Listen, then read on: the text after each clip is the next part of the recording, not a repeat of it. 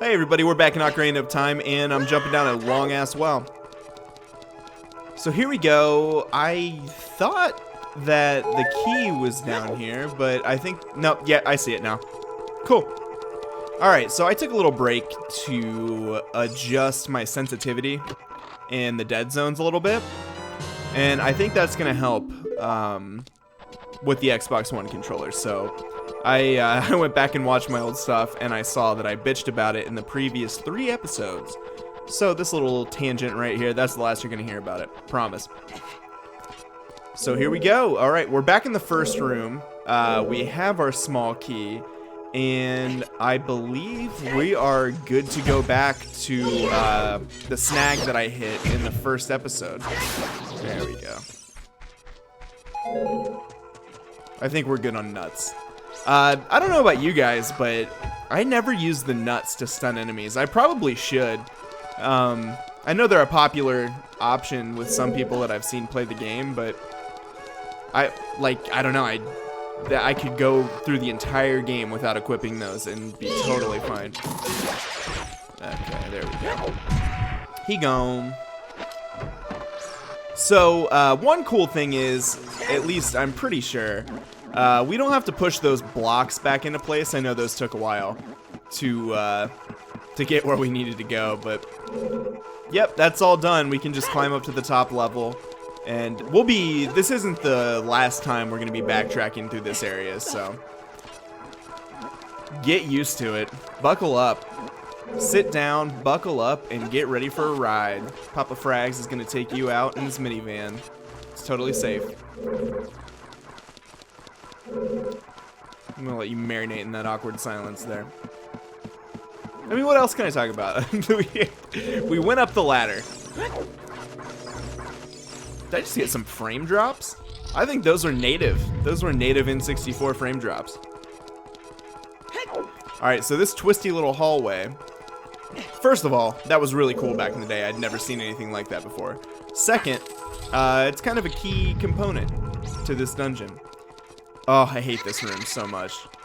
This is actually why I stopped recording and went to go change my stick sensitivities. Because the key item's coming up right about now. Dude, he was like a flat polygon right there. Alright. But one thing that I really do like about this combat is it has like a, first of all, come on, really? You can just walk across that gap right there. That always bothered the shit out of me. Like, especially from a Nintendo game. They couldn't find like a nice alternative to that. I don't care what era this is. But back on topic. You kind of have to be in the mood for Ocarina's combat. I'm not going to pretend it's perfect. But it has a nice, like, give and take flow.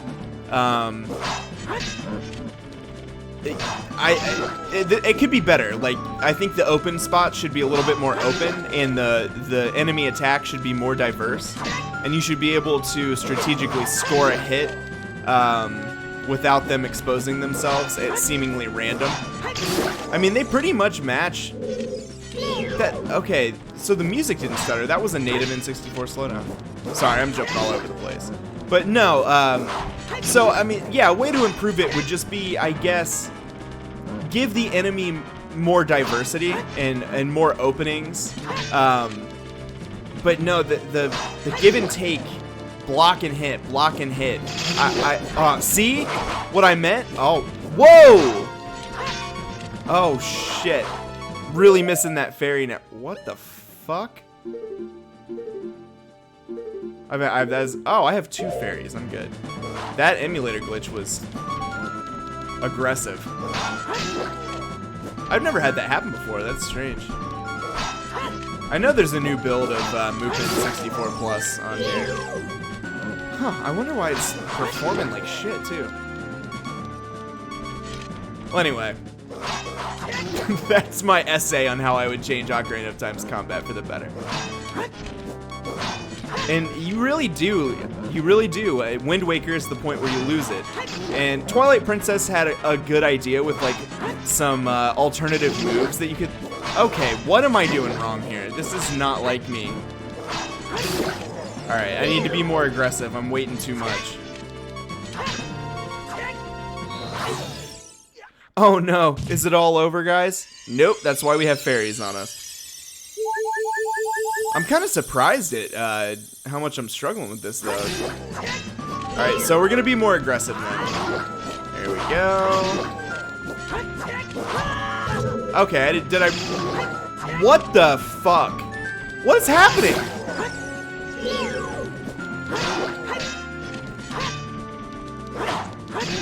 Is this like is this something with the emulator? Because it's not making any sense.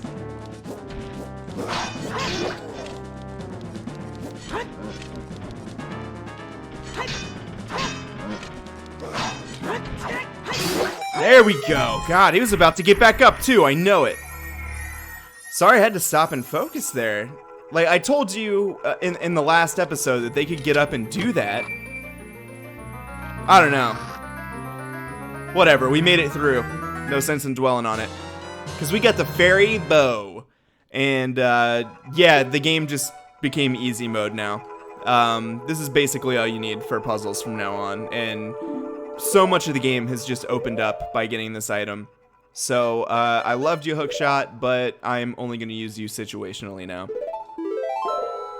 Alright, now, I think there might even be a fairy in here as well. Or I could just be remembering the first episode. They still almost killed me again. I don't know why I'm sucking. They got up a lot quicker than I remember.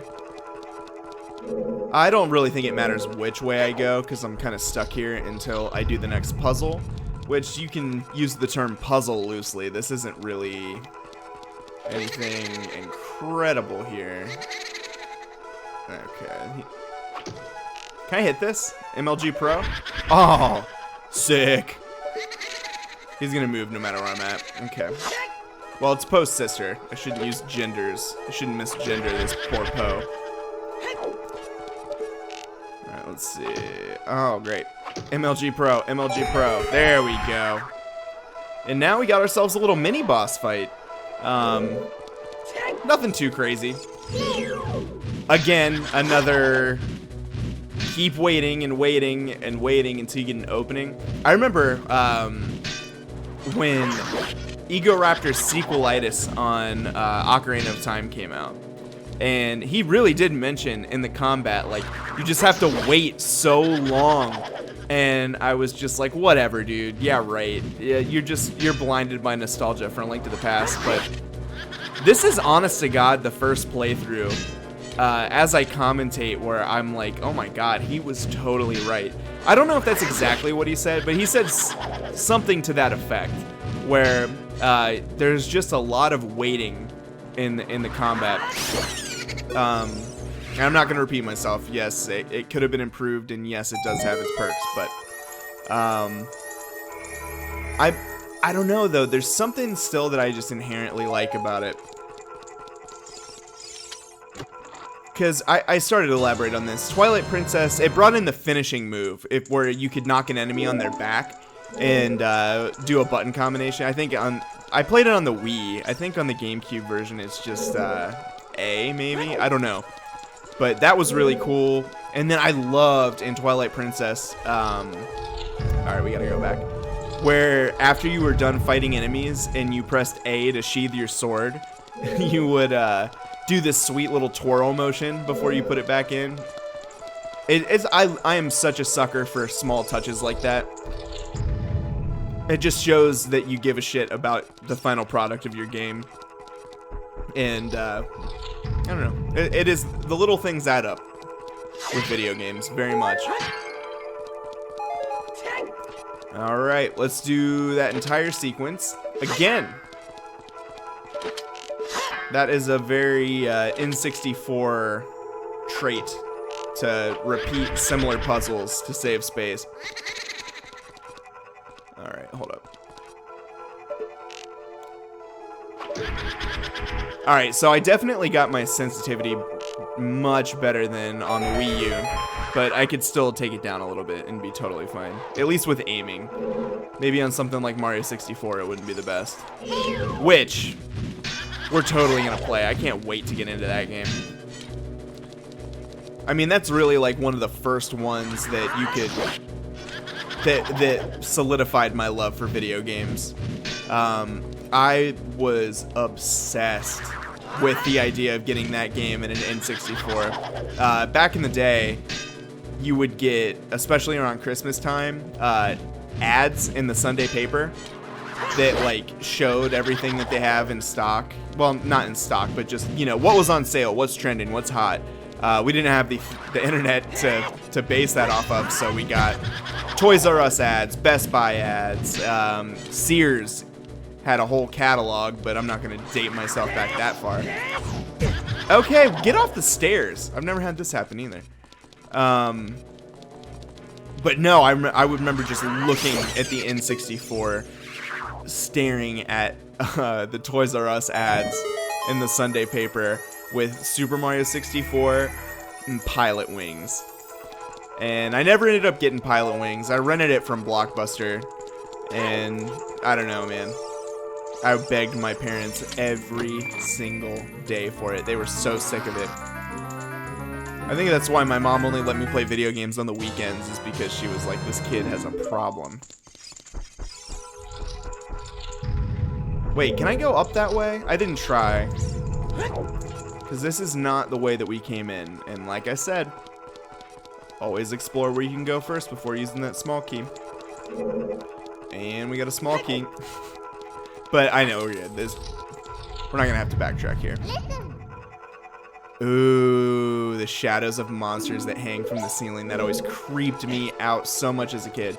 So in this room, if you wander around too long, your shadow starts to get bigger and a giant hand drops down and tries to grab you and take you back to the beginning of the dungeon. And it would always get me. I've said it multiple times, but I was very, very bad at video games, and I would always get taken back to the beginning of the dungeon. But hey, it's about time to wrap it up here. I'm thinking next episode, well, you know what? It'll probably be about 2 more episodes before we get to Phantom Ganon. We'll see what I can do. I'll try to whip up some magic and make it 1, but I don't want to get it too long. Anyway, appreciate you sticking around. Thanks for watching, and I'll catch you in the next episode. Bye-bye.